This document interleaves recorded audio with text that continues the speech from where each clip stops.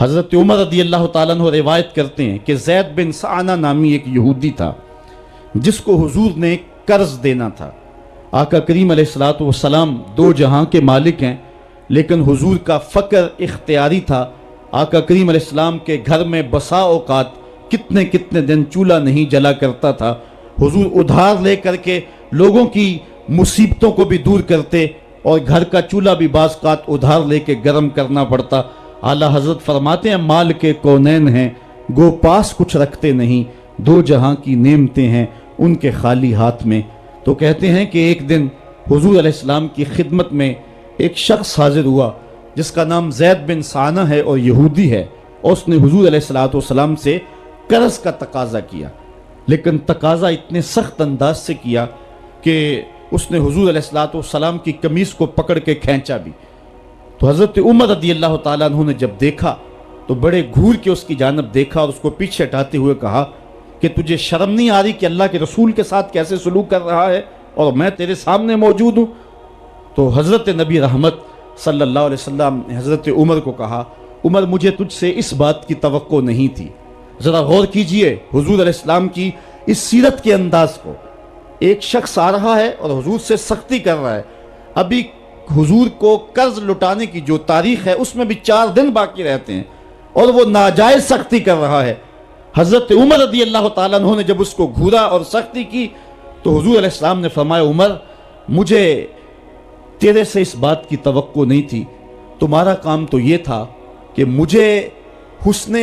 ادا کی تلقین کرتے کہ اچھے انداز سے قرض واپس کرو، اور اس کو جو ہے وہ نرمی کی تلقین کرتے، اور پھر آقا کریم علیہ السلام نے فرمایا اس کا قرض ادا کر دو، اور اے عمر جو تم نے اس کو گھورا ہے اس کے بدلے میں 20 وسق زیادہ کھجوریں بھی تم اس کو دو گے۔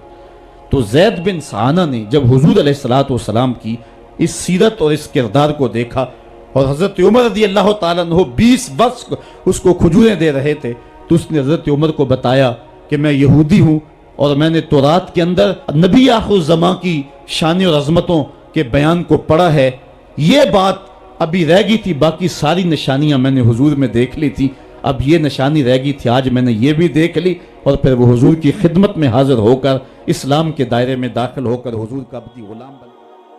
حضرت معاذ بن جبل رضی اللہ تعالیٰ عنہ فرماتے ہیں کہ ایک دن حضور گلی سے گزر رہے تھے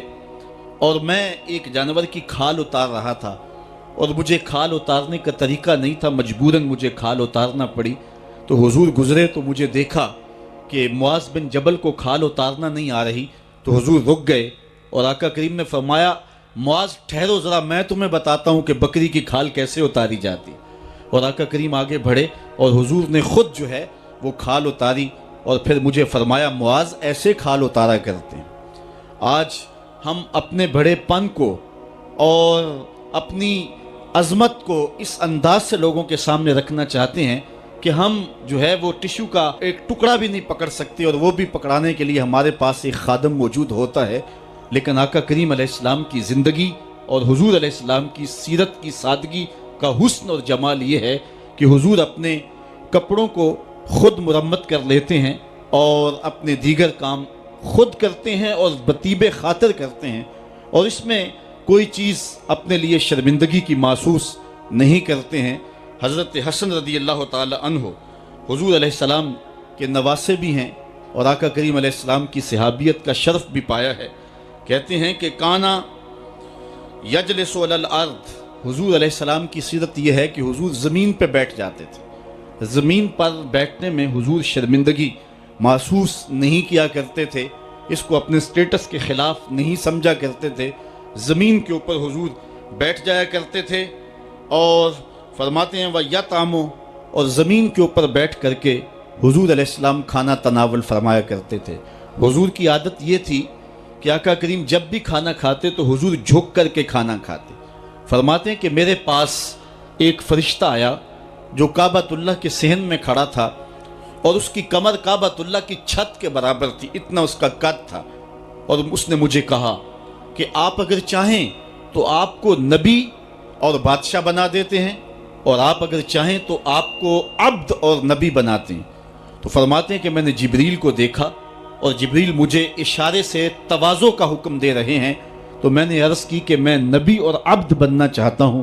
تو جب یہ بات حضور نے کہی تو فرمایا عائشہ اگر میں نبی اور بادشاہ بنتا تو یہ جتنے بھی پہاڑ ہیں یہ سونا بن کے میرے ساتھ چلتے، لیکن میں نے اس بات کو اختیار نہیں کیا۔ اور اس کے بعد حضور علیہ السلام جب بھی کبھی کھانا کھاتے تو حضور جھک کر کے کھاتے،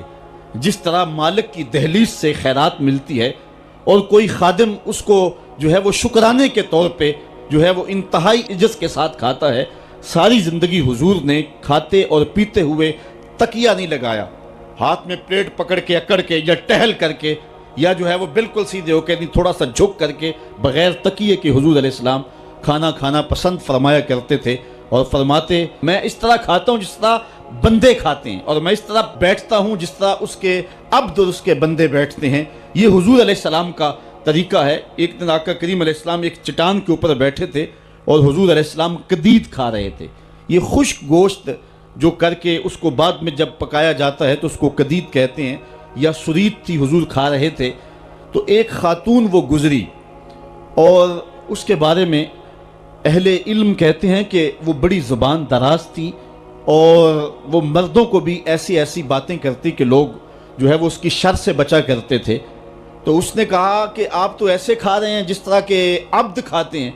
تو حضور علیہ السلام نے فرمایا اگر میں عبد نہیں ہوں تو کون عبد ہے؟ فرمایا میں سب سے بڑا عبد ہوں۔ تو جب یہ بات سنی تو اس کے قدم رک گئے اور اس نے حضور علیہ السلام کی خدمت میں عرض کی کہ حضور آپ پھر اکیلے ہی کھا رہے ہیں، مجھے بھی کھلائیں۔ تو حضور نے ایک لقمہ اٹھایا، فرمایا لو تم بھی کھا لو۔ تو اس نے کہا یہ نہیں، بلکہ جو آپ کے منہ میں ہے میں وہ کھانا چاہتی ہوں۔ تو حضور علیہ السلام نے اپنے منہ کا نوالا نکال کر کے اس کے منہ میں ڈال دیا۔ تو کہتے ہیں کہ اس کے بعد کبھی بھی اس کی زبان پر کبھی فحش بات آئی نہیں تھی۔ حضور کے جوتے کی وہ برکت تھی اور اس کا وہ فیضان تھا کہ اس کے اندر ایسی روشنی ہو گئی۔ پہلے وہ سخت لعان تھی، گالیاں دینے والی تھی اور فحش گفتگو کرنے والی تھی، لیکن حضور علیہ السلام کے جوتے کی برکت سے اللہ تعالیٰ جل شانہ نے اس کی زبان کو حسن بھی دے دیا اور جمال بھی عطا فرما دیا۔ تو حضور علیہ السلام کی عادت تھی کہ آقا کریم زمین پہ بیٹھ کے کھاتے، جھک کے کھاتے، فرماتے میں ایسے کھاتا ہوں جس طرح عبد کھاتے ہیں۔ وَيَلْبَسُ الْغَلِيظ، اور آقا کریم علیہ السلام موٹے کپڑے پہنتے تھے، باریک ترین کپڑے پہننے سے حضور نے گریز کیا ہے۔ اور یہ وَيُطِيلُ الصَّلَاةَ، اور حضور کی نماز لمبی ہوا کرتی تھی۔ وَيُقَصِّرُ الْخُطْبَةَ، اور خطبہ حضور مختصر فرمایا کرتے تھے۔ وَلَا يَعْنِفُ أَن يَمْشِيَ مَعَ الْأَرْمَلَةِ وَالْمِسْكِينِ فَيَقْضِي لَهُ الْحَاجَةَ، اور حضور علیہ السلام اس بات میں کوئی شرمندگی محسوس نہیں کیا کرتے تھے کسی مسکین، کسی لاچار، کسی بیوہ، کسی یتیم اور کسی مسکین کے ساتھ چلیں اور اس کے کام آئیں اور مصیبت میں اس کا دکھ بانٹ دیں اور اس کی حاجت کو حضور پورا فرما دیں۔ یہ حضور علیہ السلام کی سیرت کے وہ روشن پہلو ہیں کہ آقا کریم علیہ السلام کی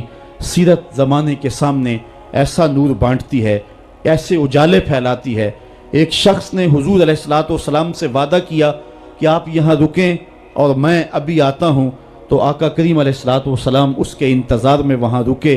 3 دن گزر گئے اور وہ نہ آیا، چونکہ حضور وعدہ کر چکے تھے کہ میں تیرے آنے تک یہاں رہوں گا۔ تیسرے دن اس کو جا کے یاد آیا تو وہ واپس پلٹا، تو آقا کریم نے جواب میں صرف اتنی بات کہی، آپ نے فرمایا یا فتیٰ قد شککت علیہ، اے نوجوان تو نے تو مجھ کو مشقت میں ڈال دیا۔